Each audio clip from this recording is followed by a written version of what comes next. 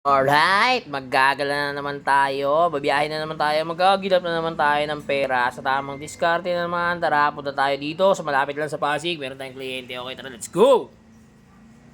At ito na nga yung kliyente natin. For Decosport nga pala itong gagawin natin. Nabaklasan natin yung pinaka-head unit niya. So ito, baklasin na rin natin. Ito yung pinaka-stereo niya. 2,000 So, years later. ito na, tapos tayo mag-install. Sheesh! Napakaangas. O, 9 inches Android para sa Ford EcoSport ni Bossing. Tuwang-tuwa si Bossing kasi mayroon tong Apple CarPlay and Android Auto. Ay, nakita nyo naman, napakaangas dyan. Oh. Bluetooth nga lang gamit yan, wireless yan. Pag Apple lang gamit yung phone.